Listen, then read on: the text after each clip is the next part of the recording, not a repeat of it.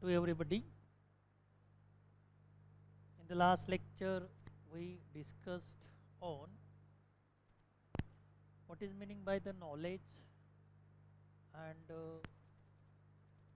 what is the different types of knowledge we are going to discuss, and in today's lecture also we are watching the remaining part of this topic. So knowledge is nothing but the organized information, implemented information, classified information, utilized information, that is called the knowledge, right? And there are so many definition are given by the expert of knowledge. So according to the different types of expert, according to their own experience and own interpretation, each and every human being or each and every expert have their own perspective, and that is why there is a lot of varieties which are given by their definition, right? So which kind of the definition is given by whom, it is most important because it will be asked in the question paper. Match the pair. In one column the name of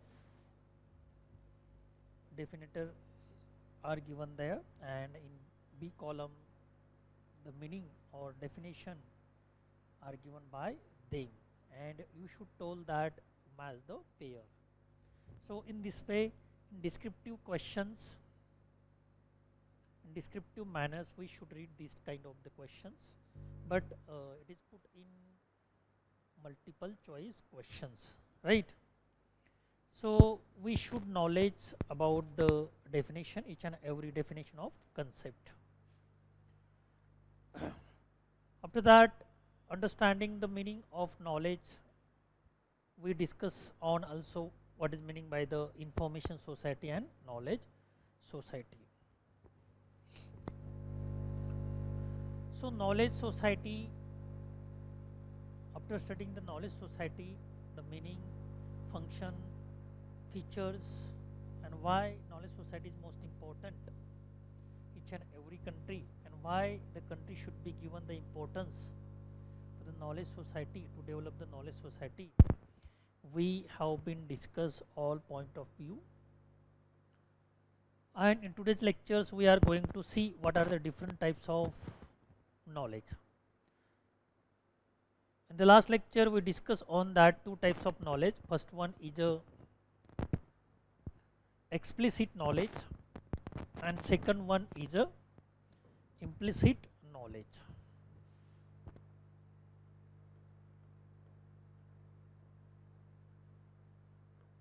Knowledge type.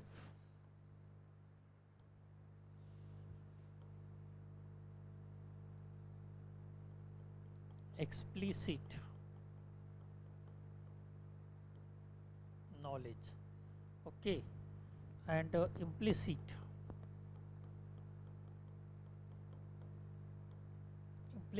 knowledge. So explicit knowledge is based on document,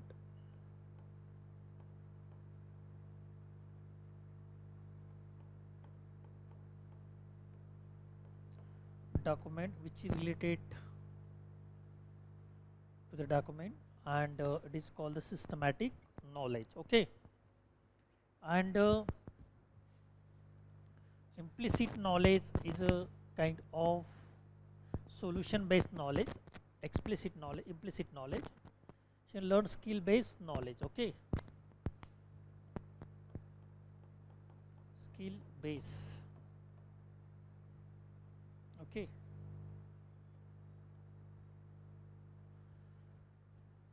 Explicit also called the theoretical based knowledge according to our own interpretation.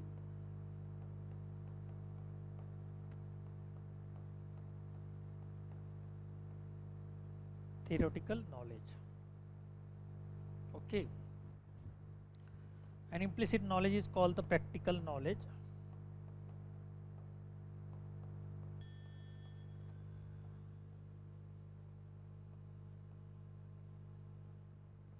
So in this way, this is the difference between two knowledge. After understanding the knowledge, we should implement knowledge to solve the query, any kinds of the query. And as example, we have taken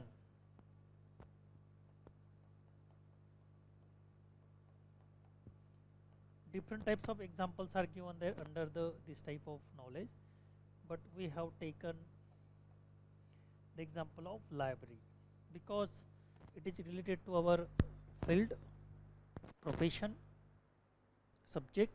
That's why we should be taken the example of library in case of explicit knowledge and implicit knowledge. When we keep all kinds of the records in the form of files, in the form of register, in the form of online, offline, so all the document we should keep systematically with structures, with a different format. This will help to serve the library. This will serve to provide the different types of service and to carry out the different function of the library. Okay, so that's why explicit knowledge is most important in case of library. If there is no documentation is done properly in the library, then it is very difficult to run the library. Then after that, implicit knowledge, it is a skill based knowledge. After reading the theory, you can acquire some skill, you can get the knowledge, and same thing you can do with practically in your real life. That is called, in professional life, that is called the implicit knowledge. So for this we have taken the example of doctors, doctorship, lawyership, teacher, then any professional course. While we are seeking the admission or taking the admission in professional course, after attending the lectures, we are taking or we are getting the theoretical knowledge there, and the simultaneously, at the same way, at the same time, we are taught practical knowledge also. जब हम किसी भी professional course में admission लेते हैं तब हमें दो प्रकार का नॉलेज वहाँ पर सिखाया जाता है.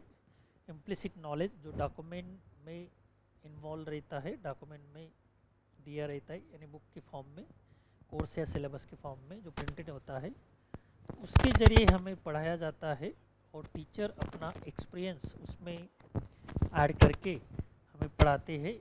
उनके जो सीक्रेट पाते हैं उस सब्जेक्ट के, थ्योरी के, कोर्स के, हमें वहाँ पर बताते हैं. फिर साइमल्टेनियसली हमें प्रैक्टिकल भी सिखाया जाता है. जैसे कि मेडिकल फील्ड में बॉडी का स्टडी करने के बाद हमें प्रैक्टिकल करने को कहा जाता है. लाइब्रेरी के बारे में भी सेम वही है. थ्योरेटिकल पार्ट पढ़ने के बाद हमें प्रैक्टिकल लाइब्रेरी में ले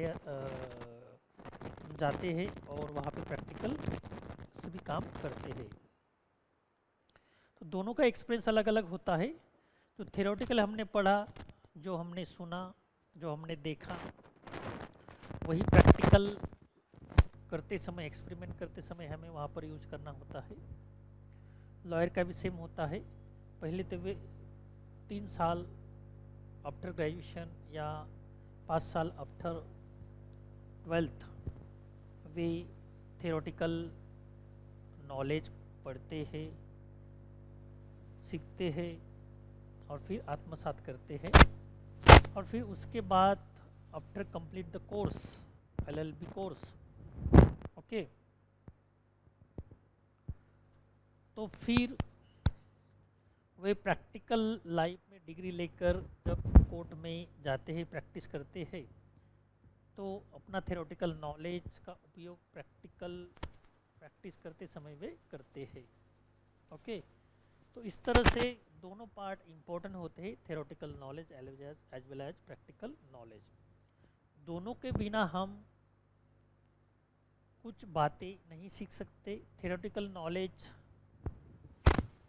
आपके पास होगा तो उसका ज़्यादा आपको अंडरस्टैंडिंग के लिए उपयोग होगा, लेकिन जब तक उसका आप यूटिलाइजेशन नहीं करते, प्रैक्टिकल यूज़ नहीं करते, तब तक नॉलेज का कोई मतलब नहीं होता। भले ही एक आदमी को बहुत सारा नॉलेज है, लॉयर का, एडवोकेट, एज एडवोकेट करके, लेकिन प्रैक्टिकल और उन्होंने प्रैक्टिस कभी की ही नहीं और प्रैक्टिकल कभी नॉलेज इम्प्लीमेंट ही नहीं किया। जब उस पर कोई चीज़ आ बीती, कोई घटना आ बीती और उसको कोर्ट में जाना पड़ा, तो उसके पास नॉलेज होने के बाद भी प्रैक्टिकली केस कैसे लड़ना चाहिए, केस को कैसे हैंडल करना चाहिए, यदि उसको ये नॉलेज नहीं होगा तो उसके पास थ्योरेटिकल कितना ही नॉलेज होगा तो उसका कोई उपयोग नहीं होता है, राइट। तो थ्योरेटिकल नॉलेज थ्योरेटिकल ही रह जाता है, अपने मन में ही रहता है, जब तक हम उसको रिवील नहीं करते, डिस्क्लोज नहीं करते, प्रैक्टिकल यूज नहीं करते, तब तक नॉलेज का कोई मतलब नहीं होता। एक एग्जांपल दिया लॉयर का, जैसे लाइब्रेरी का भी हम एग्जांपल ले सकते हैं। लाइब्रेरीशिप में जब हम आते course PG level, graduation level को, हम बहुत सारी चीज़ें थ्योरेटिकली पढ़ते हैं, प्रैक्टिकली भी करते हैं, लेकिन लाइब्रेरी में आपको एक्सपीरियंस नहीं प्रैक्टिकली काम करने का, तो आपको लाइब्रेरी हैंडल नहीं करना आएगा, नहीं करना आता। फिर लाइब्रेरी में भीड़ हो गई तो उनको कैसे सर्विस प्रोवाइड करना, उनको कैसे मैनेज करना, सभी चीज़ें वहाँ पर आपको कंफ्यूज कर सकती है। तो एक दूसरा एग्जाम्पल। और तीसरा एग्जाम्पल जो है हम डॉक्टर का ले सकते हैं।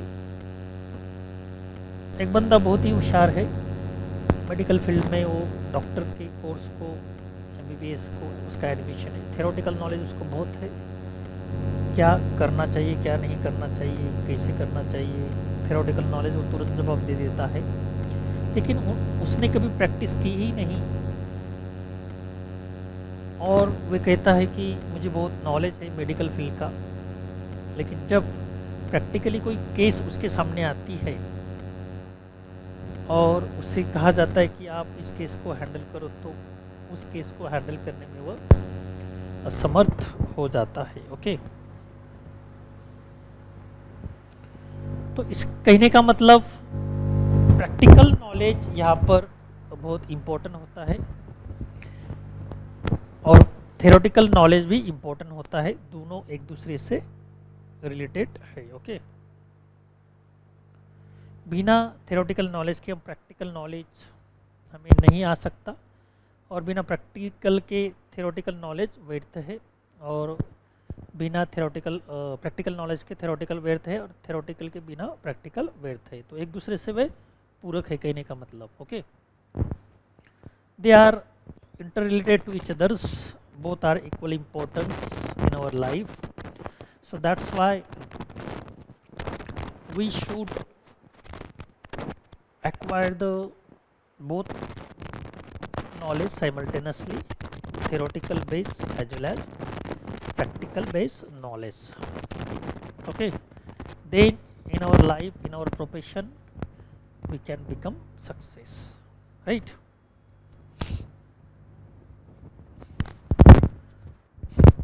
तो एक्सप्लिसिट और इम्प्लिसिट नॉलेज का मतलब क्या होता है, उसका उपयोग कैसे होता है, इसके बारे में हमने जाना, और बहुत सारे एग्जाम्पल भी हमने दोनों के यहाँ पर देखे। तो इसका मतलब आपको ये बात समझ में आनी चाहिए कि किस तरह से ये होता है। Okay,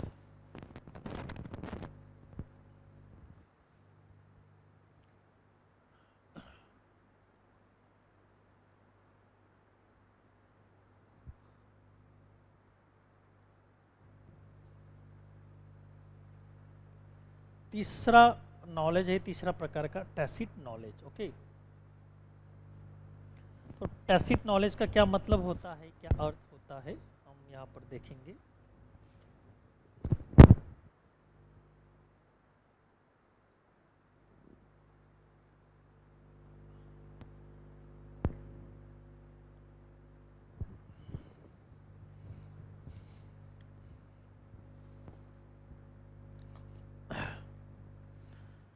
So tacit knowledge is a intangible information that can be difficult to explain in straightforward way, such as things that are often understood without necessarily being said and are often personally or cultural.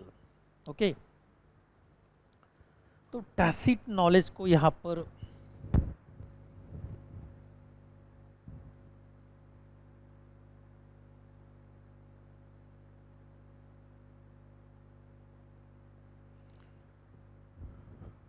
Tacit knowledge यहाँ पर straight forward नहीं explain किया जाता, उसे हम intangible knowledge कहते हैं। Intangible मतलब soft, we can't see, we can't move it, we can touch it, okay, we can't transfer physically, right?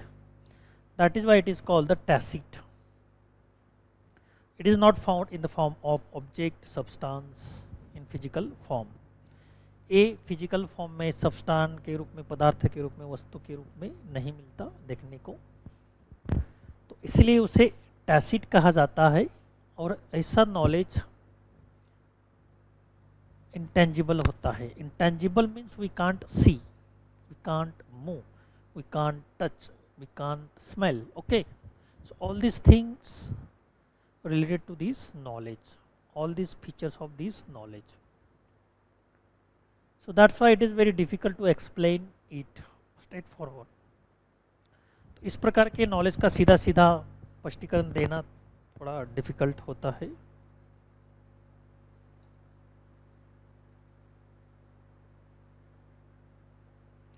क्योंकि ए इंटेंजिबल होता है। ओके,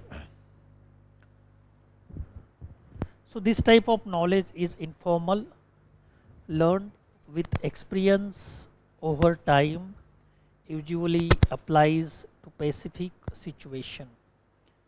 इस प्रकार का जो नॉलेज होता है वह इनफॉर्मल नॉलेज होता है, लर्नड होता है, विथ एक्सपीरियंस ओवर टाइम होता है, एक्सपीरियंस के साथ हमें मिलता है। ऐसे ही हम थ्योरेटिकल नॉलेज जब पढ़ते हैं तो तुरंत हमें इस प्रकार का नॉलेज नहीं मिलता। जब हमें लाइफ में एक्सपीरियंस आता है, when we spend some time, our age, our life for getting the knowledge, at that time we can get the this type of knowledge, informal knowledge. Applies to specific situation, इसको specific situation में apply किया जाता है। When it can be captured, ये कब captured किया जाता है?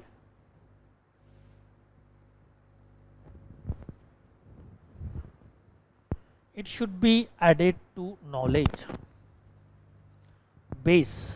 Doing so make it easy to share expertise gain over time with others who may need it. Okay, तो हमें ये अलग अलग तरीके से अलग अलग लेवल पे मिलता है। It should be added to knowledge base, ये नॉलेज बेस होता है। Doing so makes it easy, ये ईजी होता है। Expertise gain over time with others who may need it. Okay, जब जिसे ज़रूरत पड़ती है तब ये उसे प्राप्त हो जाता है, और जो व्यक्ति इसे प्राप्त करने की कोशिश करता है तो उसको वह नॉलेज एक्सपीरियंस के बेस पर अपने आप प्राप्त हो जाता है। Okay, we can take the best example for it. Those people who are devotee of God, he want to realize the meaning of God, the meaning of his life, and he is eager to know this kind of the spiritual knowledge. तो एक आध्यात्मिक व्यक्ति अपने जीवन के बारे में, अपना जीवन क्या होता है, कैसे हमें मिलता है, गॉड क्या होता है, हमारा अस्तित्व, गॉड का अस्तित्व, ओके, इसके बारे में नॉलेज कलेक्ट करने का प्रयास करता है। तो एक प्रकार की उत्सुकता उसके मन में होती है। फिर कुछ समय के बाद इस प्रकार का नॉलेज ऐसे लोग एक्वायर करते हैं, ओके।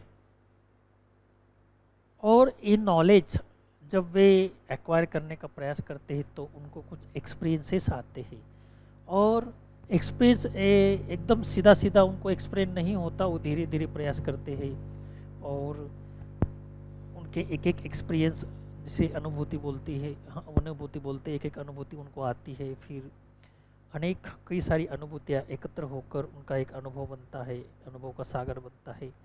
तो उनका नॉलेज इस अनुभव के बेस पर होता है। तो अनुभव के बेस पर वह अपना नॉलेज प्रकट करते हैं और प्राप्त करते हैं, और दूसरों को भी अपने अनुभव के बेस पर ही वे नॉलेज देते हैं। So when it can be captured, it should be added knowledge base. So tacit knowledge example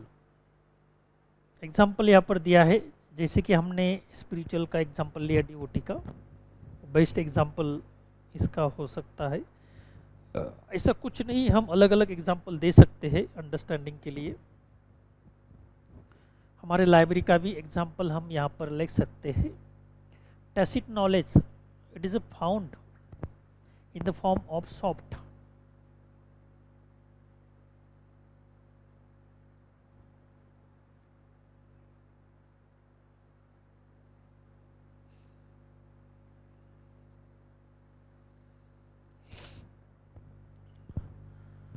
तो यह नॉलेज भी हमने यहाँ पर समझने का प्रयास किया। What is meaning by the tacit knowledge, that is called the intangible, it is very difficult to express straight forward.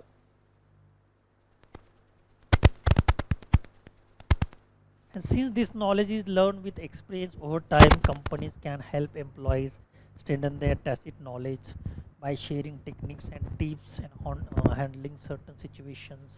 An example of this could be a list of phrases for sales leads are to take out for when dealing with customers complaints. Okay, so those people who are working in the field of commercial companies, they will get different types of experience there while they are working with the company. Like over time, companies help employees and strengthen their tacit knowledge. तो हर एक company अपने employ का tacit knowledge विकसित करने का प्रयास करती है। उसके लिए बहुत सारे training program, skill development program, workshop आयोजित किए जाते हैं ताकि एम्प्लॉय में डेवलपमेंट हो सके और उस डेवलपमेंट का उपयोग वे कंपनी या संस्था की डेवलपमेंट में कर सके। ओके, तो यहाँ पर एक एग्जांपल कंपनी का भी दिया है और हमने एक स्पिरिचुअल का भी एक एग्जांपल लिया, लाइब्रेरी का भी एग्जांपल हम यहाँ पर ले सकते हैं। तो लाइब्रेरी में काम करते समय बहुत सारे स्किल हमको एक्वायर होते हैं, जिसका उपयोग हम काम करते समय या लाइब्रेरी ऑपरेट करते समय करते हैं। और हमारे जो एम्प्लॉय होते हैं लाइब्रेरी में काम करने वाले, उनका नॉलेज बढ़ाने के लिए हम वर्कशॉप, ट्रेनिंग प्रोग्राम, कॉन्फ्रेंस, अलग अलग गेस्ट लेक्चर्स आयोजित करते हैं ताकि सभी को नॉलेज प्राप्त हो सके, स्किल प्राप्त हो सके। और कौन सा प्रकार का नॉलेज? टैसिट। ओके, इसे हम सॉफ्ट स्किल भी कहते हैं। टैसिट नॉलेज को हम सॉफ्ट स्किल कहते हैं। सॉफ्ट स्किल का अर्थ क्या होता है? सॉफ्ट एक कंप्यूटर वर्ड है, रिलेटेड कंसेप्ट है। सॉफ्ट यानी कि जो फिजिकली हमें दिखाई नहीं देता एज ए ऑब्जेक्ट सब्सटेंस करके, लेकिन ये इंटेंजिबल डॉक्यूमेंट के स्वरूप में कंप्यूटर में होता है, इसलिए उसको सॉफ्ट कॉपी कहा जाता है। जैसे कंप्यूटर में सॉफ्ट डॉक्यूमेंट होते हैं, सॉफ्ट कॉपी के रूप में डॉक्यूमेंट होते हैं जिसे हम फिजिकली देख नहीं सकते, मूव नहीं कर सकते, हैंडल नहीं कर सकते, तो उसे सॉफ्ट कॉपी कहा गया, सॉफ्ट डॉक्यूमेंट कहा गया। ठीक उसी तरह से हर एक व्यक्ति में सॉफ्ट स्किल होते हैं जो हमें फिजिकली दिखाई नहीं देते, like other substances, other like things, okay.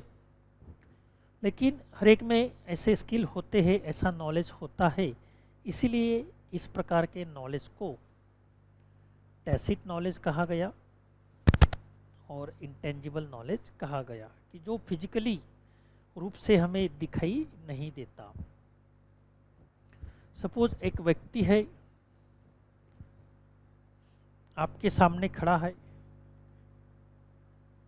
उसमें बहुत सारे स्किल है, ए नाम का व्यक्ति, दूसरा है बी नाम का व्यक्ति, उसमें किसी भी प्रकार का स्किल नहीं, एजुकेटेड नहीं।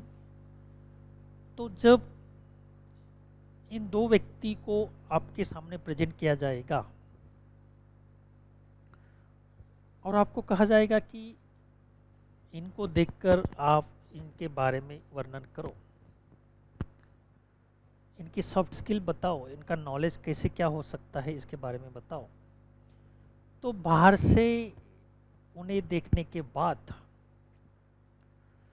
आप उनमें किस प्रकार के सॉफ्ट स्किल है, किस प्रकार का नॉलेज है, किस प्रकार की वे थिंकिंग करते हैं, किस प्रकार के आइडिया उनके मन में है, ये आप जज नहीं कर सकते, ओके। ये आप जज नहीं कर सकते। जब वे खुद उनके अंदर क्या है ये प्रेजेंट करने का प्रयास करेंगे, तब हमें पता चलेगा कि किसके अंदर क्या है। तब तक हम कह नहीं सकते। क्यों कह नहीं सकते? क्योंकि उनमें जो स्किल है, उनमें जो नॉलेज है, वो सॉफ्ट स्किल के रूप में है, सॉफ्ट के रूप में है, यानी कि सॉफ्ट के अंदर से होता है लेकिन बाहर से नहीं दिखाई देता, ओके। तो इस प्रकार हर एक व्यक्ति में अलग अलग नॉलेज होता है, लेकिन हमें बाहर से दिखाई नहीं देता। जब वो प्रेजेंटेशन करता है तभी हमें ये दिखाई देता है, व्यक्त होता है, एक्सप्रेस करता है, तभी हमें समझ में आता है कि सामने वाले के पास कौन से स्किल है, कितना नॉलेज है। तो इस प्रकार के नॉलेज को टैसिट नॉलेज कहा गया है, टैसिट नॉलेज। इसका एक बेस्ट एग्जांपल हमने यहाँ पर लिया कंप्यूटर और व्यक्ति का, ओके। तो इस प्रकार एक्सप्लिसिट नॉलेज, इम्प्लिसिट नॉलेज और टैसिट नॉलेज के बारे में हमने यहाँ पर जानकारी प्राप्त की। Now we are going to discuss declarative knowledge, okay. Declarative knowledge, यहाँ पर हम दो और बढ़ा सकते हैं।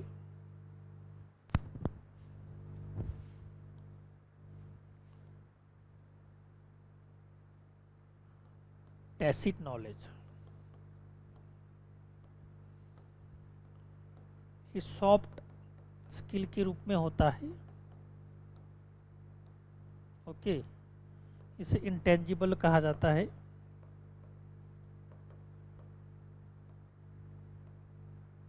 ओके। एग्जाम्पल हमने यहाँ पर देखा पर्सन और कंप्यूटर,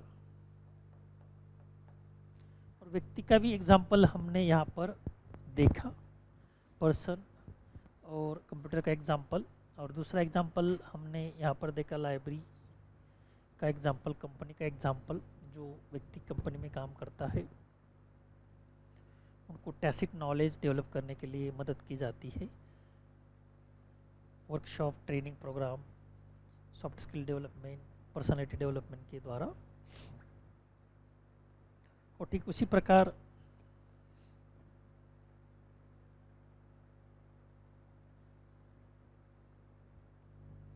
कंपनी में जो काम करता है उनको भी ट्रेनिंग प्रोवाइड की जाती है, अलग अलग देशों में उनको भेजा जाता है स्किल एक्वायर करने के लिए। तो ये सब टैसिट के एग्जाम्पल है। अभी डिक्लेरेटिव नॉलेज हम यहाँ पर देखने वाले हैं।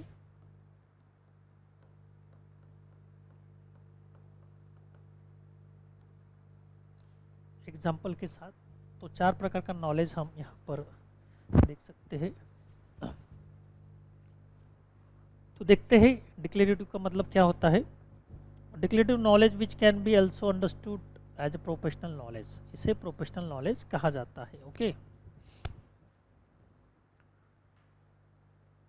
Refer to static information and fact that are specific to given topic which can be easily accessed and retrieved.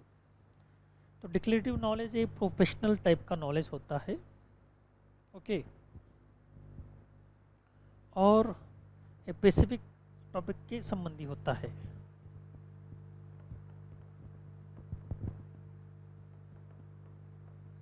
Professional base, और प्रोफेशनल होने का मतलब स्पेसिफिक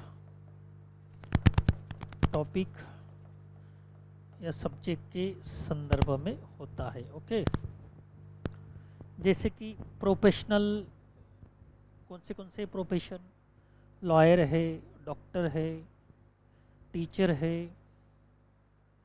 ओके, और लाइब्रेरियनशिप है, बहुत सारे प्रोफेशन हमें पता है। इसलिए इस संबंधित जो नॉलेज होता है स्पेसिफिक सब्जेक्ट या टॉपिक के बारे में, तो इसे हम डिक्लेरेटिव नॉलेज कहते हैं, right.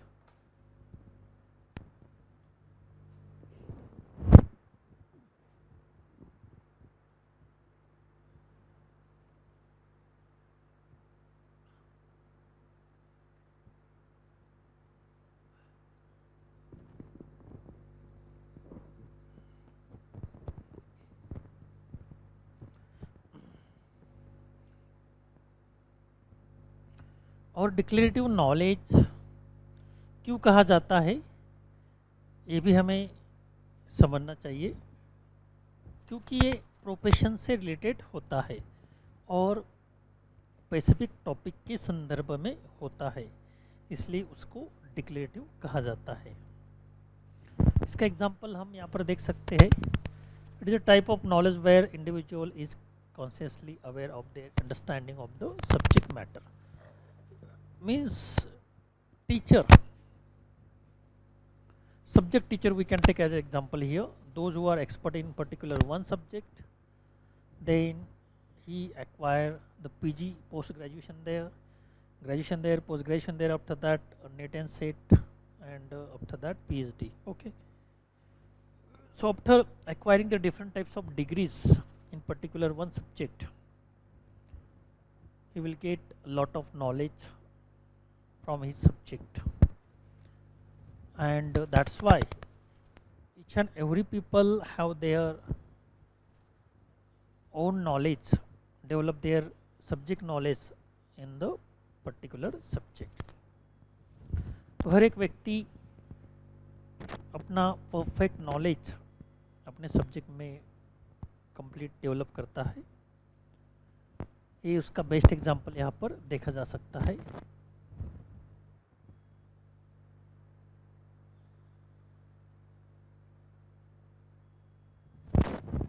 This type of knowledge is typically stored in documentation or database, focus more on the who, what, where and when behind information, less on the how and why.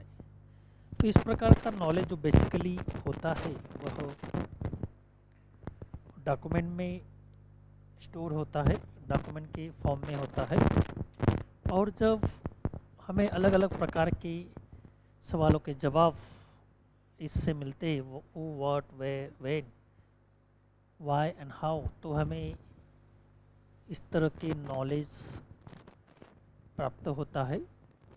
तो इसलिए उसको declarative knowledge कहा जाता है। Declarative question जिसे बोलते हैं, declarative, जिसमें हम डिस्क्रिप्शन लिखते हैं, डिस्क्रिप्शन लिखते हैं, तो इसके उसे डिस्क्रिप्टिव नॉलेज कहा जाता है। Okay,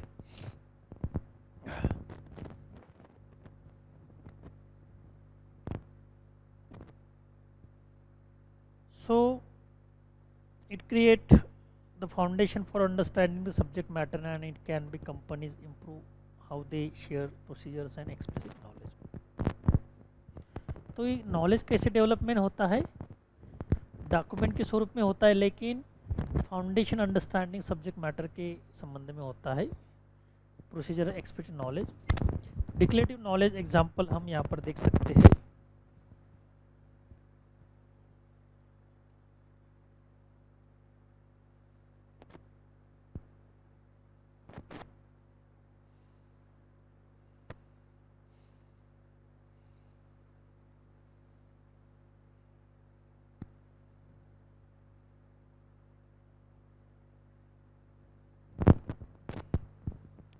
Some example of declarative knowledge include an individual's ability to know what the company goals are for the years। तो डिक्लेरेटिव नॉलेज का एक एग्जांपल हम यहाँ पर ले सकते हैं, individual ability to know what the company goal are for the years. एक व्यक्तिक लेवल पे जब हम ये सवाल खुद को पूछते हैं या खुद जवाब देते हैं कि कंपनी का गोल क्या हो सकता है इस साल के लिए, ओके। और एज ए लाइब्रेरियन करके जब हम लाइब्रेरी में काम करते हैं तो हमारा गोल क्या होता है पर ईयर, जिसके बेस पर हम काम करते हैं। तो हमें पता होना चाहिए हर एक साल का जैसे हमारा बजट होता है, हर एक साल का जैसा हमारा प्रोग्रेस रिपोर्ट होता है लाइब्रेरी का, ओके, उस तरह से हर एक साल का हमारा एक डिक्लेरेटिव यानी ऑब्जेक्टिव होना चाहिए, गोल होना चाहिए, हमें क्या क्या करना है, ओके। तो ये सभी बातें जब आपको पता होगी तभी आप दूसरों को ये बता पाएंगे। यदि आपको ही ये पता नहीं है, you don't have clear about your goal, you don't have knowledge about your goal, about your objective, then you are unable to tell anybody what is your goal। जब हमें खुद को ही पता नहीं होता तो हम दूसरों को बताने में असमर्थ हो जाते हैं, हम बता नहीं सकते, राइट। तो इस तरह से यहाँ पर ये बातें जो हम बता रहे हैं ये बहुत ही इम्पोर्टेंट है। इसका उपयोग करके आप नॉलेज यानी कि क्या नॉलेज के प्रकार कौन से है और उसके एग्जाम्पल क्या है, अंडरस्टैंडिंग के बाद खुद एग्जाम्पल आप क्रिएट कर सकते हो, लेकिन आपको ये आत्मसात होने की आवश्यकता है।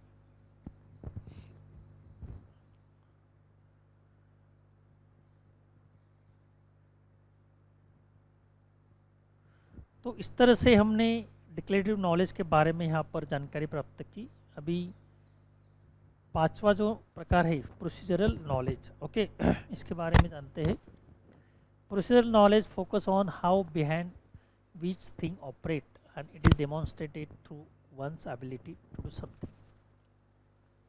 While declarative knowledge focus more on who, what, where, when, procedural knowledge is less articulated and shown through action or documented through manual। तो प्रोसीजरल में प्रोसीजर होती है,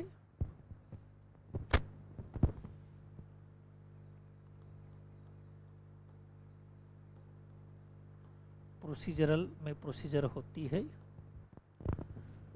तो जैसे डिक्लेरेटिव नॉलेज हमें बताता है कि सभी प्रकार के सवालों के जवाब हमें डिक्लेरेटिव नॉलेज देता है, उसको डिक्लेरेटिव कहा जाता है, लेकिन प्रोसीजर थोड़ा डिफरेंट होता है। ये हमें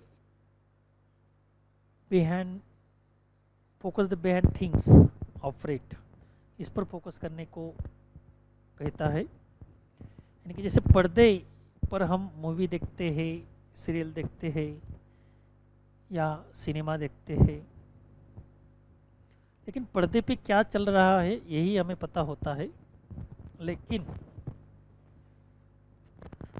पर्दे के पीछे क्या होता है ये हमें पता नहीं होता है। क्यों? क्योंकि जो एक्टर्स हमें दिखाई देते हैं, आर्टिस्ट पर्दे पे दिखाई देते हैं, लेकिन उनके पीछे बहुत सारे आर्टिस्ट होते हैं जैसे कि makeup man, musicians, lyricist, okay, और वे अपनी तरह से काम करते हैं ये कैरेक्टर को प्रेजेंट करने के लिए। डायरेक्टर, को डायरेक्टर वगैरह वगैरह हर प्रकार का डायरेक्टर होता है मेकअप मैन। लेकिन पीछे क्या चीज़ें होती है ये हमें पता नहीं होता, हमें डायरेक्ट प्रेजेंटेशन दिखाई देता है, ओके। तो सभी प्रोसीजर करके ये नॉलेज प्रेजेंट किया जाता है। प्रोसीजर ही नहीं हुई पीछे, पर्दे के पीछे, तो पर्दे पर कोई एक्शन हमें नहीं दिखाई देगी, ओके। तो इस तरह से पर्दे पर और पर्दे के पीछे जो चीज़ें होती है उसमें डिफरेंट है। पर्दे के पीछे कुछ चीज़ें होने के कारण हमें पर्दे पर एक्शन और रिएक्शन दिखाई देती है, और इसे ही हम सिनेमा, सीरियल और ड्रामा कहते हैं। तो इस तरह से प्रोसीजरल नॉलेज इम्पोर्टेंट होता है। यदि कोई भी पदार्थ हम बनाते हैं, जब हम खाते हैं तो हमें अच्छा लगता है, लेकिन जब हम सवाल करते हैं हाउ मेड इट, आपने कैसा बनाया, व्हाट इज द प्रोसीजर, क्या प्रोसीजर है इसकी, how you can made this, आपने कैसे बनाया, तो सभी प्रोसीजर सामने वाला हमको बताता है। तो ये प्रोसीजर को ही प्रोसीजरल नॉलेज कहा जाता है, ओके। आपने कैसे किया। कोई व्यक्ति एमपीएससी यूपीएससी की तैयारी 10 साल से करता है, लेकिन उसमें उसको सक्सेस नहीं मिलता है। लेकिन कुछ लोग होते हैं 10 महीने में ही यूपीएससी क्रैक करते हैं फर्स्ट अटेम्प्ट में। सामने वाला 10 साल लग गए, 10 बार उसने एग्ज़ाम दी, लेकिन उसके बावजूद भी उसकी एक भी एग्ज़ाम क्लियर नहीं हुई। तो हम जो फर्स्ट अटेम्प्ट में 10 महीने में जिन्होंने यूपीएससी क्रैक की, यूपीएससी एग्ज़ाम पास की, तो उसको पूछते how it can possible, what is the procedure you follow, आपने क्या पद्धत फॉलो की, मेथड फॉलो की, कैसे किया आपने, नामुमकिन काम मुमकिन कर दिया कम समय में। जब वो बताता है उसके एक्सपीरियंस, उसका एफर्ट, उसकी मेहनत, उसके ट्रिक्स, तो इसे प्रोसीजरल नॉलेज कहा गया है, ओके। तो इस तरह से प्रोसीजर नॉलेज में प्रोसेस होती है, okay. Stemming from the root procedures, an example procedure knowledge could be include standard operating procedure on how to do specific task for us, for use certain equipment in organization, okay.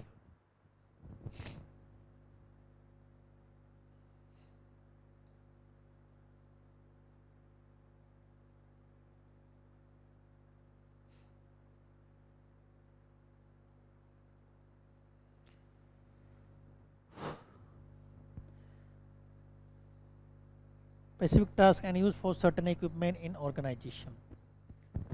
तो यहाँ पर एक example दिया है procedure knowledge का, जिसका रूपांतरण हम और एग्जांपल प्रोसीजर नॉलेज करके ले सकते हैं। Root procedures, okay. Stemming from root, root से कैसे स्टीमिंग होती है उसका एग्जांपल हम यहाँ पर देख सकते हैं।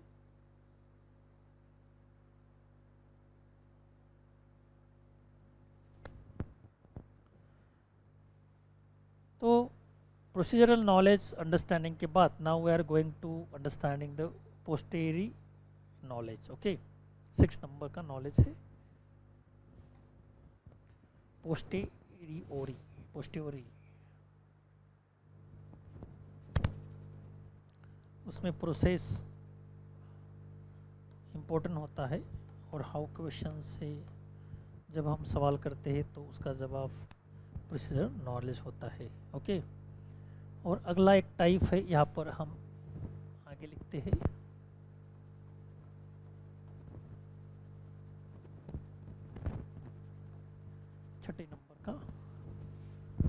फर्स्ट, सेकंड, थर्ड,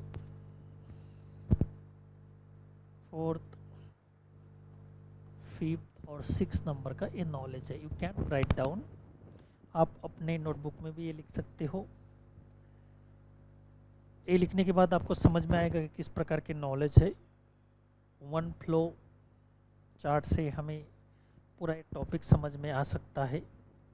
आपको पूरा 2 पेज 4 पेज पढ़ने की आवश्यकता नहीं है, केवल आप इस पर फोकस करोगे तो आपके तुरंत ध्यान में आ जाएगा कि कितने प्रकार के नॉलेज है, उसका एग्जाम्पल क्या है, उसका मीनिंग क्या है, वो नॉलेज किसके बेस पर है, कौन सा कीवर्ड उसमें है, लाइक दिस। ओके,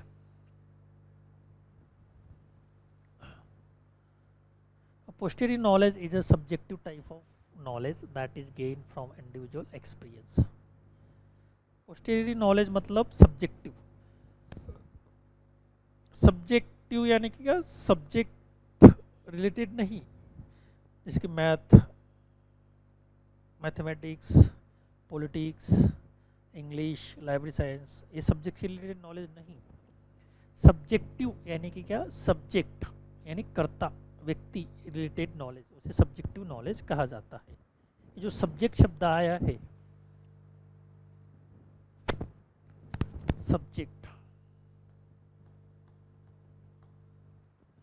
इसे हम पर्सन कहते हैं। ओके, और सब्जेक्टिव यानी कि पर्सनल। सब्जेक्ट यानी कि व्यक्ति, हम एक शब्द उसके लिए यूज कर सकते हैं, और सब्जेक्टिव पर्सनल यानी कि क्या, वैयक्तिक। ये आपके अभी तुरंत समझ में आएगा। पर पोस्टीरियर नॉलेज को सब्जेक्टिव टाइप ऑफ नॉलेज कहा जाता है। A subjective type of knowledge means personal knowledge, व्यक्ति की संबंधित नॉलेज, जो व्यक्ति को खुद को है, अपने आप को है। ओके, इससे आपके समझ में आया होगा अभी। और ये इंडिविजुअल एक्सपीरियंस पर डिपेंड करता है पोस्टीरियर नॉलेज।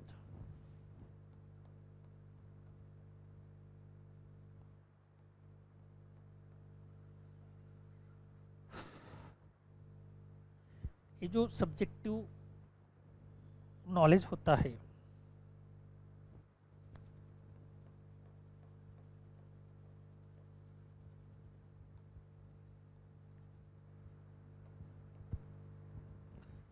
यह इंडिविजुअल एक्सपीरियंस के बेस पर होता है।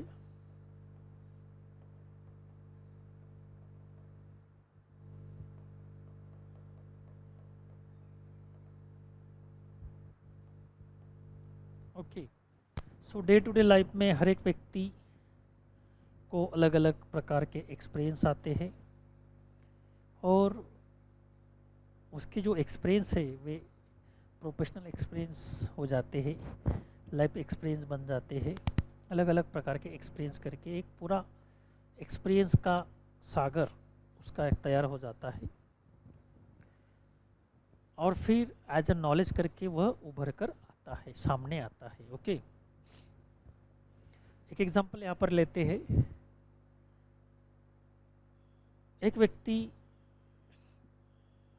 गैरेज में काम करता है, तो उसने ज़्यादा कोई शिक्षण नहीं लिया होता है, एजुकेशन नहीं लिया होता है, लेकिन वह गैरेज में काम करता है। तो जब कोई बाइक, 2 व्हीलर, 4 व्हीलर उसके सामने आती है, तो उसे फर्स्ट एक्सपीरियंस नहीं होता उसे क्या करना, कैसे करना, लेकिन वो कुछ महीने वहाँ पर काम करता है। तो काम करते समय देखकर वह सीखता है, उससे उसको एक्सपीरियंस मिलते हैं, और फिर वह धीरे धीरे व्हीकल दुरुस्त करने लगता है। ओके, और फिर एक दिन वह एक्सपर्ट बन जाता है। ये किसके बल पर संभव हुआ? एक्सपीरियंस के बल पर। वास्तविक रूप से उसे एजुकेशन का कोई नॉलेज नहीं था, वो कम लिखा था, कम पढ़ा था, कम पढ़ लिखा था, लेकिन उसके बावजूद भी जब उसने प्रैक्टिकली काम गैरेज में किया तो उसको काम करने का अनुभव मिला, और फिर अनुभव थोड़ा थोड़ा अनुभव करके पहले टू व्हीलर को रिपेयर करने का अनुभव आया, फिर फोर व्हीलर को, तो सभी प्रकार के जो व्हीकल है वह रिपेयर करने लगा। तो ये कैसे पॉसिबल हुआ? ये केवल और केवल एक्सपीरियंस के बेस पर पॉसिबल हुआ। और आपने एक और एग्जांपल देखा होगा या एक्सपीरियंस किया होगा गांव में, सिटीज़ में, उसका एग्जांपल हम और देते हैं। एक्सपीरियंस कितना इम्पोर्टेंट होता है। एक्सपीरियंस एजुकेशन से रिलेटेड है, लेकिन नॉन एजुकेटेड लोग भी एक्सपीरियंस लेते हैं। Okay, skillful experience and non skillful experience, दोनों का एक्सपीरियंस हो सकता है अपना अलग अलग।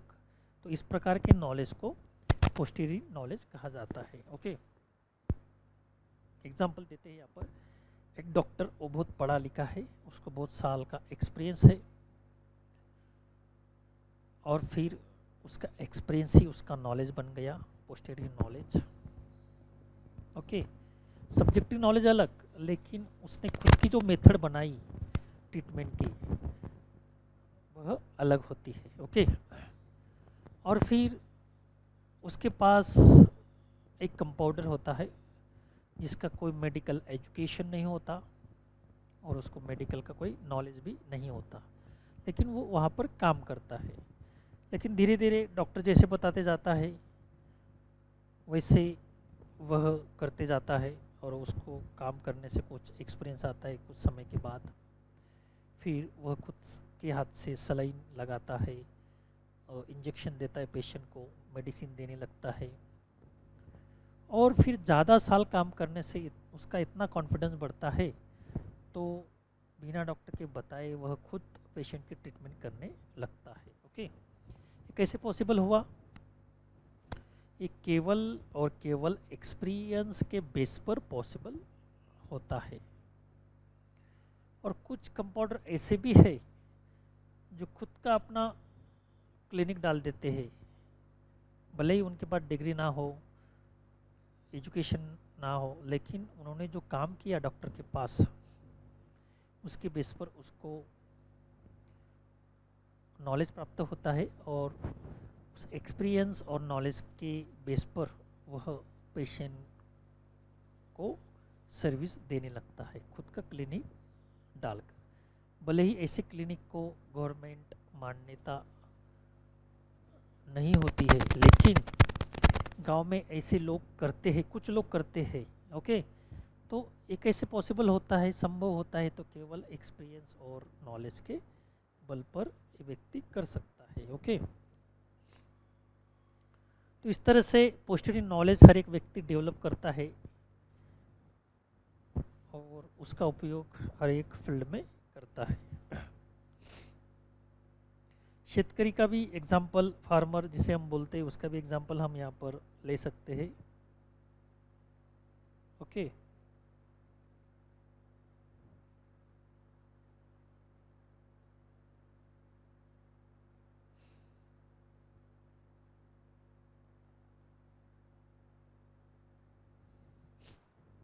और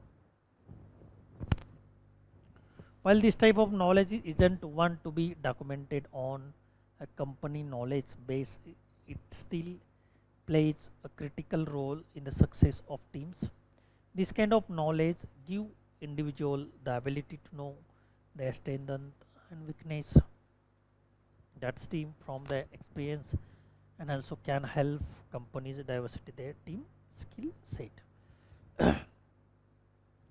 तो कंपनी में क्या किया जाता है, हर एक व्यक्ति को पोस्टीरियर नॉलेज देने का प्रयास किया जाता है, फिर उसके बेस पर उसे समझ में आता है कि what are the strength and what are the weakness of person और सेल्फ, हमारी क्या स्ट्रेंथ है और हमारा क्या वीकनेस है, ये खुद को समझ में आता है। तो इस तरह से लाइब्रेरी का भी एग्जांपल हम यहाँ पर ले सकते हैं। लाइब्रेरियन जब खुद का पोस्टीरियर नॉलेज डेवलप करता है तो जब काम करता है तो उसे वो एक्सपीरियंस आते जाता है और वो पर्सनल एक्सपीरियंस का उपयोग, सब्जेक्टिव एक्सपीरियंस का उपयोग अपने फील्ड में करता है। ओके,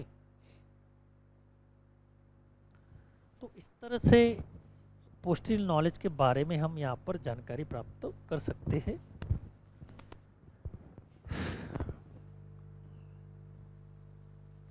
तो पोस्टरल नॉलेज को सब्जेक्टिव नॉलेज भी कहा जाता है।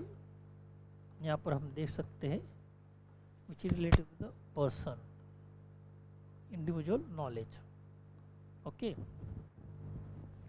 और वो कैसे प्राप्त होता है, अलग अलग प्रकार का एग्जाम्पल हमने यहाँ पर देखा, उसके बारे में जाना।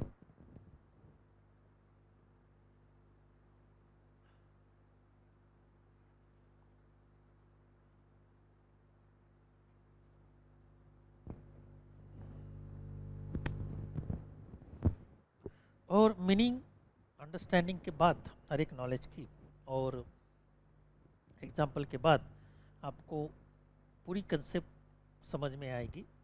अभी पूरा फ्लो चार्ट आपके सामने है, आप देख सकते हो इन एट वन ग्लांस। एक दृष्टिक्षेप में आप ये पूरा टॉपिक फ्लो चार्ट के माध्यम से स्टडी कर सकते हो। यहाँ पर आप ब्लैक बोर्ड पे देख रहे हो, बोर्ड पे कि किस तरह से फ्लो चार्ट दिया गया है, नॉलेज और उसके टाइप्स, उसके जो मेन कीवर्ड्स है वह और एग्जाम्पल के साथ। यदि आप ये फ्लो चार्ट अपने डॉक्यूमेंट, नोटबुक या लैपटॉप में ऐसे ही ड्रॉ करोगे तो आपके तुरंत समझ में आ जाएगा ये टॉपिक। क्योंकि जब हम पढ़ते हैं, सुनते हैं तो कभी हमारे ध्यान में नहीं आता, लेकिन जब हम एज ए पिक्चर करके ड्रॉ करते हैं पॉइंट वाइज फ्लो चार्ट के माध्यम से, तो हमें तुरंत वो समझ में आ जाता है और उसे समझने की ज़्यादा कोशिश या एफर्ट हमें नहीं लगता और कम समय में हम ज़्यादा टॉपिक कवर कर सकते हैं और ज़्यादा देर तक यह टॉपिक हमारे समझ में रहता है, अंडरस्टैंडिंग में रहता है और हम इसका उपयोग एग्जाम में कर सकते हैं। ओके, एक विजुलाइज कर सकते हैं knowledge, what is the types of knowledge. तो एक फ्लो चार्ट हमारे सामने आ जाता है, आप आँख बंद करोगे तब भी ऐसा फ्लो चार्ट आपके सामने आ जाएगा। ठीक उसी प्रकार जब आप एग्जाम हॉल में होते हो तो इसके संबंध में कोई भी क्वेश्चन आया तो आप तुरंत उसको लिख पाते हो, क्योंकि एक विजुलाइज आपको किया गया ताकि ये ज़्यादा देर तक आपके ध्यान में रह सके और अच्छी तरह से ये टॉपिक आपको समझ सके। तो इस तरह से आप हर एक टॉपिक का स्टडी करोगे तो आपको सिलेबस अंडरस्टैंडिंग में, कंसेप्ट अंडरस्टैंडिंग में कोई दिक्कत नहीं आने वाली। लेकिन बहुत सारे लोग अलग अलग प्रकार की मेथड्स, टूल्स और टेक्निक यूज करते हैं स्टडी के लिए। हर एक की मेथड्स अलग हो सकती है, लेकिन इस मेथड से आप जाओगे तो निश्चित रूप से आपको कॉन्फिडेंस आएगा और सक्सेस प्राप्त हो सकता है। So we will take short. So in this way we can discuss on the knowledge and there are different types of knowledge, right?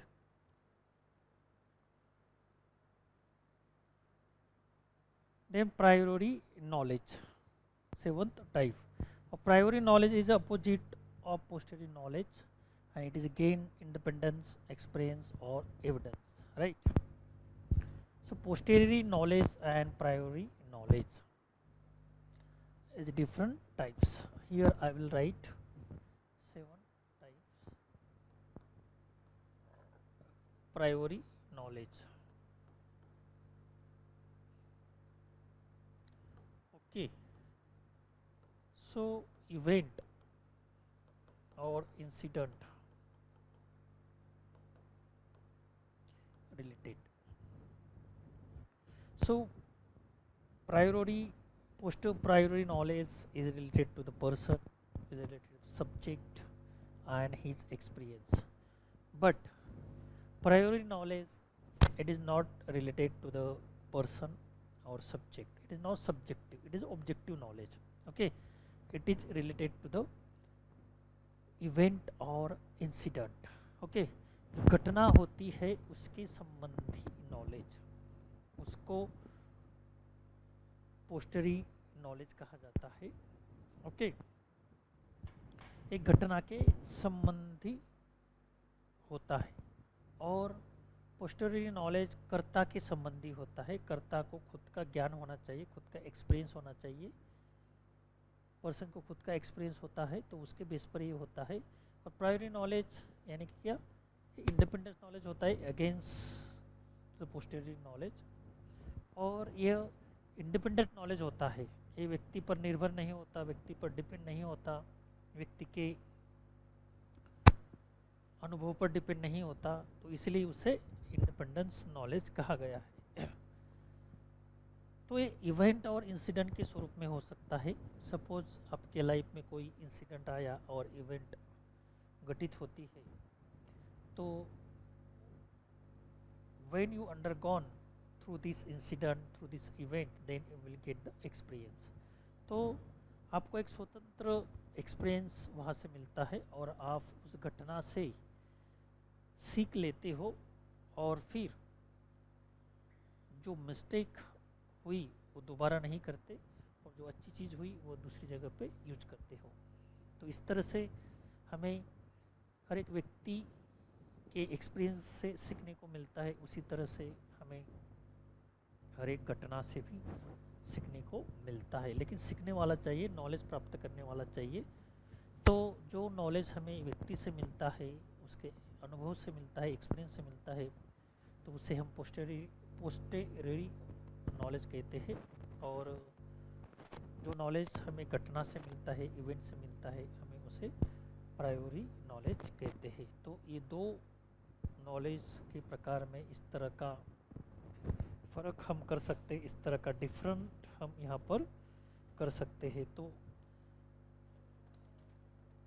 इससे आपको समझ में आएगा कि किस तरह से ये नॉलेज काम करता है और कौन सा नॉलेज को हम कहाँ यूज करने वाले हैं और किस प्रकार को नॉलेज को कैसा हमें आइडेंटिफाई करना है, ये हमारे समझ में आता है. Okay,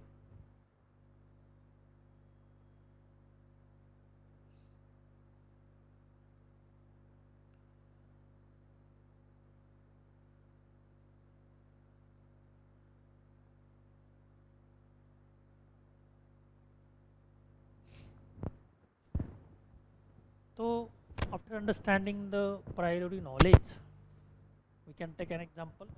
Priori knowledge is the opposite to posteriori knowledge, and it is gain and dependence of experience or evidence. This type of knowledge is often shared through logical reasoning. Logical reasoning के द्वारा यह knowledge share किया जाता है. One's ability to think abstractly. Although the priori knowledge isn't necessarily documented, it's often shown in the form of team's ability to understand and reason when faced with situation. तो इस प्रकार का knowledge जो होता है वह डॉक्यूमेंटेड नहीं होता, डॉक्यूमेंट के फॉर्म में हमें नहीं मिलता है, वह स्वतंत्र इवेंट इंसिडेंट से हमें मिलता है और ओरली ये चलते रहता है या किसी के स्वतंत्र एक्सपीरियंस पे ये डिपेंड होता है, वैयक्तिक एक्सपीरियंस पर ये डिपेंड नहीं करता है. जो जनरल ओवरऑल एक्सपीरियंस है उससे हम सीखने को मिलते हैं. जैसे कि जो प्रोवर्ब होते हैं, ऑनेस्टी इज बेस्ट पॉलिसी, एक किसी व्यक्ति का अनुभव नहीं होता, ये जनरल एक्सपीरियंस होता है. ओके, तो इस तरह के जो एक्सपीरियंस होते हैं, इंडिपेंडेंस एक्सपीरियंस, उससे संबंधित जो नॉलेज है उसे प्रायोरी नॉलेज कहा जाता है. लेकिन वैयक्तिक एक्सपीरियंस या नॉलेज के संबंध में जो नॉलेज आता है तो उसे पोस्टेरियरी नॉलेज कहा जाता है. Okay, priori knowledge example of priori knowledge could include one's ability to excel in mathematics or logical reasoning due to their natural ability to understand and interpret information without needing further explanation. तो math का यहाँ पर और reasoning का यहाँ पर example लिया गया है क्योंकि मैथ के जो एग्जाम्पल हम सॉल्व करते हैं, रीजनिंग सब्जेक्ट के जो एग्जाम्पल हम सॉल्व करते हैं, तो सॉल्विंग की जो मेथड्स होती है, उनकी जो मेथड्स और एक्सपीरियंस होता है वह जनरल एक्सपीरियंस होता है और उसका उपयोग सभी प्रकार के लोग करते हैं। इस प्रकार का नॉलेज को हम प्रायोरी नॉलेज कहते हैं। ओके, जैसे कि मैथ का एग्जांपल हुआ तो उसको एक मेथड यूज की जाती है, तो वो मेथड किसकी है ये हमें पता नहीं होता, लेकिन वो जनरल मेथड होती है, उसके माध्यम से वो सॉल्व की जाती है और उसका उपयोग हर एक व्यक्ति करता है।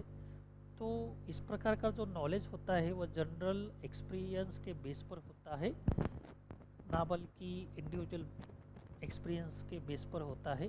तो इसीलिए इस प्रकार के नॉलेज को प्रायोरी नॉलेज कहा जाता है। ये फर्क आपके यहाँ पर समझ में आया होगा। तो प्रायोरी नॉलेज और पोस्ट प्रायोरी नॉलेज क्या होता है ये आपके यहाँ पर समझ में आएगा। तो प्रायोरी नॉलेज को समझाने के लिए यहाँ पर मैथमेटिक्स और लॉजिकल रीजनिंग का एग्जांपल दिया है।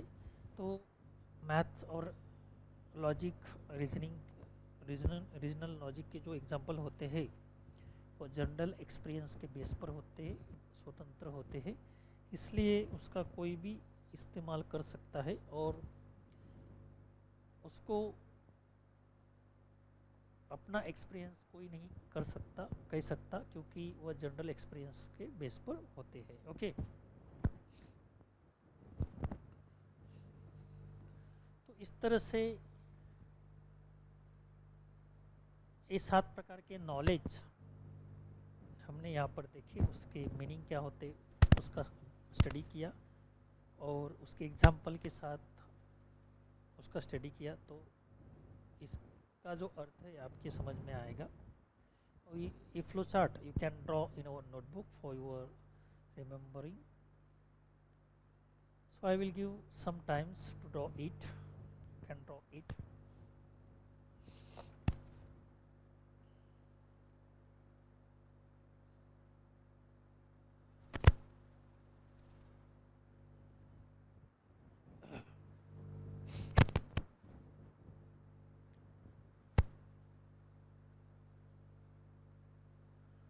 So after finish this topic,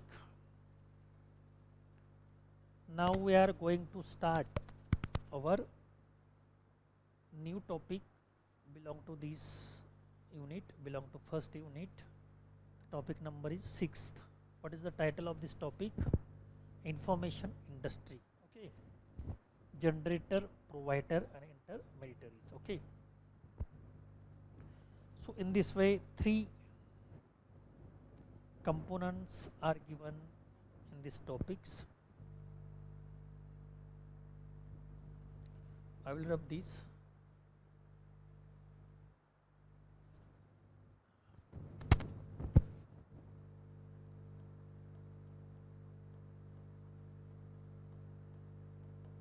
Information industry.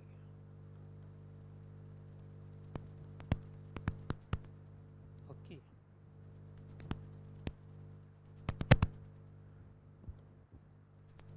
तो उसके 3 भागों में डिवाइडेशन किया है, जनरेटर,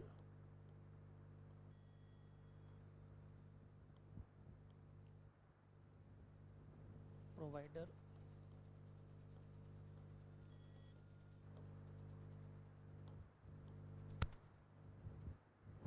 और intermediary.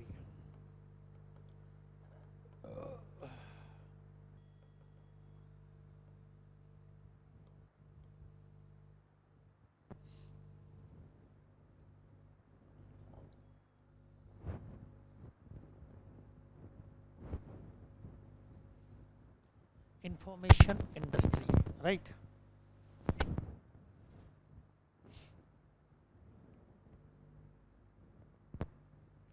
The information industry, first of all we should know what is meaning by the information industry.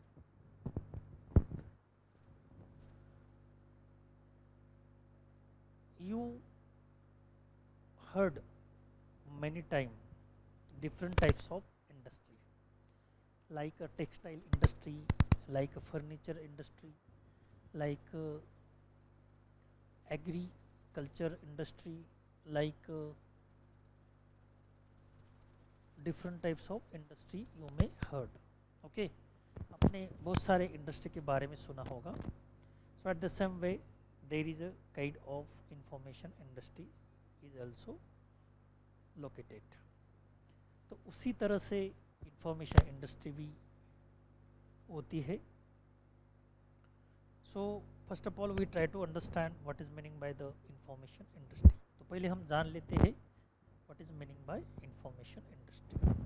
Okay, so it is a kind of industry in which information is generated, distributed, manipulated, implemented with the help of providers and with the help of generators, providers and intermediaries. That is called the information industry. तो थोड़ा हिंदी में भी जानने का प्रयास करते हैं. Information industry यानी इस प्रकार की इंडस्ट्री होती है कि जहाँ पर इंफॉर्मेशन जनरेट की जाती है, ऑपरेट की जाती है, डिस्ट्रीब्यूट की जाती है, यूटिलाइज की जाती है, इम्प्लीमेंट की जाती है, राइट, जनरेटर, प्रोवाइडर और इंटरमीडिएटर के द्वारा. तो उसे ही हम इंफॉर्मेशन इंडस्ट्री कहते हैं. ओके, दूसरी तरह से हम यहाँ पर कर सकते हैं डेफिनेशन अपनी ओन लैंग्वेज में. ये हमारी ओन लैंग्वेज में हम डेफिनेशन करने का प्रयास कर रहे हैं ताकि आपको समझ में आए. It is a kind of industry where the business of information is going on. So what is the business of information? To generate the information, to operate the information, to utilize the information, to manipulate the information, to implement the information with the help of generator, providers and intermediary of information. That is called the information industry. तो इसी को information industry कहा जाता है. Okay, तो आपके समझ में आया होगा अभी इंफॉर्मेशन इंडस्ट्री यानी कि क्या.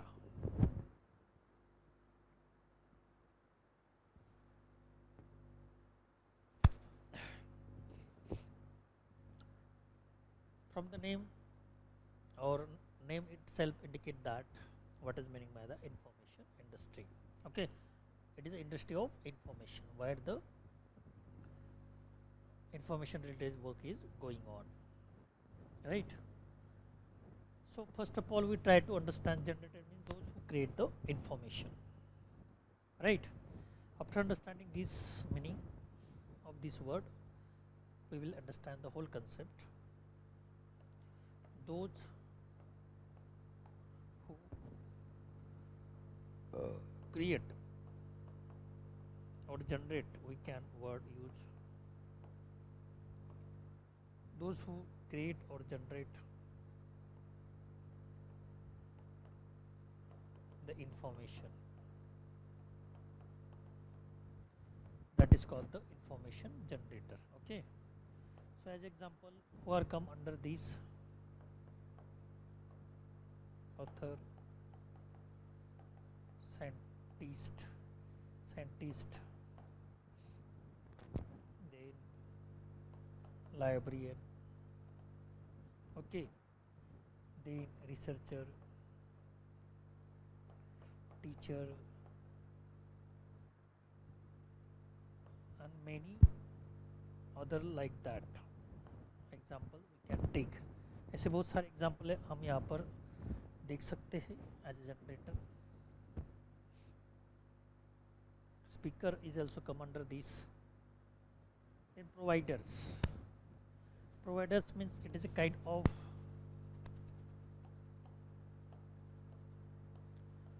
those who supply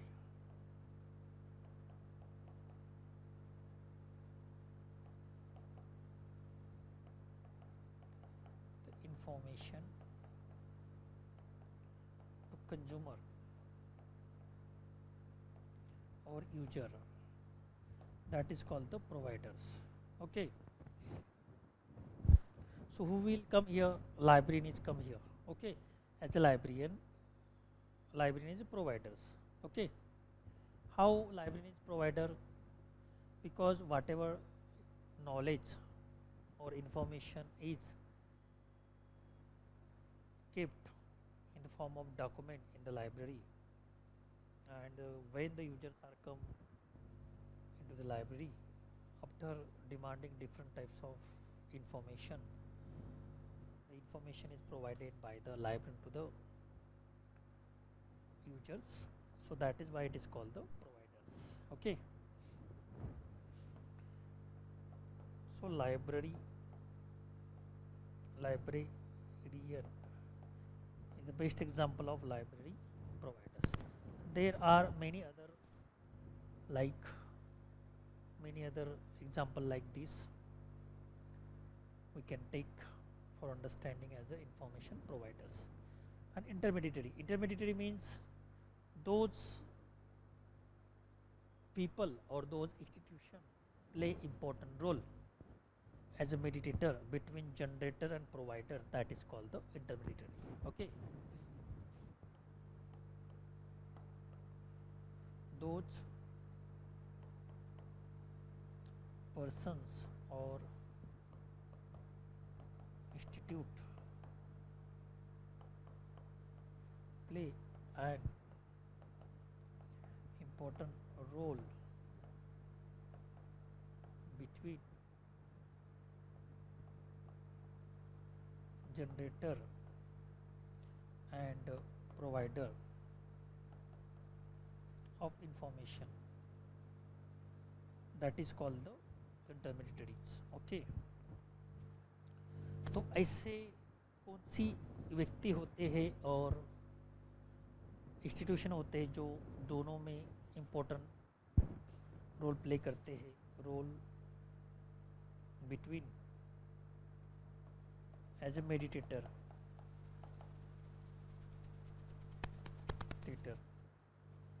तो इसमें पब्लिशर होते हैं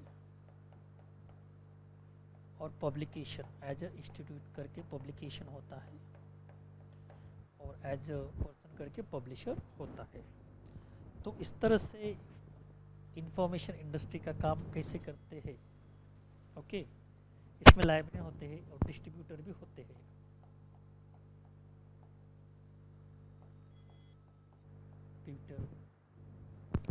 दो लोग इसमें आते हैं। तो ये पूरा टॉपिक आपके यहाँ पर समझ में आएगा कि इंफॉर्मेशन इंडस्ट्री किस तरह से काम करती है with help of this three major topic like generator, providers and intermediate. Information industry यानी कि क्या आपके समझ में आया होगा, it is a kind of industry where the business of information means information generation, information operation, information utilizations, all these activities are conducted, that is called the information industry with the help of generator, providers and intermediaries. Now we are going to understand what is meaning by the generator. Generator means those person or maybe it may be person or institute generate or create the information, that is called the information generator. So in this topic or as example we can take author, scientist, librarian, researcher, teacher, student, all these are creator of information. ये सभी प्रकार के जो लोग होते हैं information creator होते हैं। इसका मीनिंग और एग्जांपल के साथ आपके समझ में आएगा। और provider those who supply, those who person or institute supply the information to the consumer or user, that is called the provider. As example we can take a librarian or distributors. Or intermediary, those person or institute play an important role as a mediator between generator and provider, that is called the intermediaries. इस तरह से generator और provider में information generator और information provider में जो mediator की भूमिका करता है और रोल प्ले करता है तो उसको इंटरमीडिएट कहा जाता है। तो इसमें पर्सन और इंस्टीट्यूट कौन से आते हैं, एज अ पर्सन पब्लिशर आता है और एज इंस्टीट्यूशन पब्लिकेशन आता है। तो इस तरह से ये इंफॉर्मेशन इंडस्ट्री का पूरा काम चलता है। और इंफॉर्मेशन इंडस्ट्री यानी कि क्या, उसके एलिमेंट्स कौन से हैं, किस तरह से उसका काम चलता है, प्रोवाइडर यानी जनरेटर यानी कि इंफॉर्मेशन जनरेटर यानी कि क्या, इंफॉर्मेशन प्रोवाइडर यानी कि क्या, और इंटरमीडिएटरी यानी कि क्या, इसके बारे में हमने यहाँ पर जानकारी प्राप्त की. So you can draw this flow chart. With the help of this you will understand what is meaning by the information industry and how it works. और ये कैसे काम करते ये आपके समझ में यहाँ पर आएगा. So today we will stop here and the remaining part we will take tomorrow. Thank you.